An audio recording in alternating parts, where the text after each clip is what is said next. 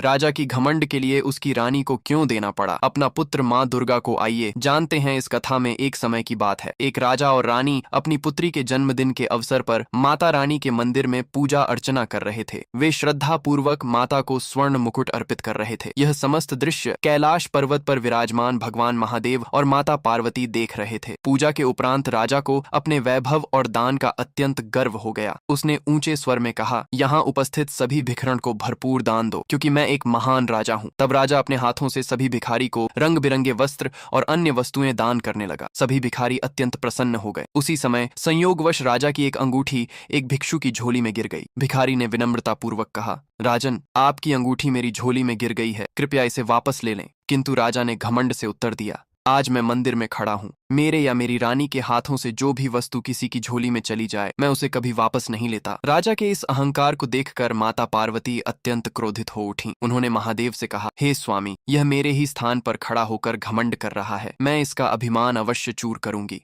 महादेव ने शांत भाव से कहा, हे देवी, जैसा तुम्हें उचित लगे वैसा ही करो। तब माता पार्वती एक भिखारी का रूप धारण कर भिखारी के बीच जाकर बैठ गई। थोड़ी देर बाद रानी ने राजा से कहा, आज मैं इस भिखारी को अपने हाथों से भोजन देना चाहती हूँ। राजा ने प्रसन्न होकर अनुमति दे दी। रानी अपने बच्चे को साथ लेकर उस भिखारी की झोली में भोजन देने लगी। तभी अचानक उनका बालक भी उसी झोली में गिर पड़ा। यह देखकर रानी घबरा गई और राजा से बोली, राजन, यह हमारा पुत्र है, इसे वापस दिलाइए। राजा ने कठोर स्वर में कहा, यह बालक अब भिखारी की झोली में गिर चुका है, मैं इसे वापस नहीं ले सकता। यह सुनकर रानी विलाप करने लगी। तभी वह भिखारी बोली, मंदिर में खड़े होकर सभी भिखारी की झोली भरने वाली माँ दुर्गा, माँ अम्बा और माँ शक्ति हैं। सबके आंसू पोंछने वाली माँ वैष्णवी है। तुम्हारे जैसे घमंडी राजा नहीं, बल्कि वही देवी पापों का नाश करती हैं और कष्टों को दूर करती हैं। सच्चा भक्त वही है जो अपना तन मन माँ के चरणों में समर्पित कर विनम्रता से सिर झुकाकर मंदिर से लौटता है। ऐसे भक्त के साथ माँ सदा रहती हैं। ये सुनकर राजा और रानी को अपनी भूल का एहसास हुआ। वे दोनों उस भिखारी के चरणों में गिरकर रोने लगे और क्षमा मांगने लगे। तभी वह भिखारी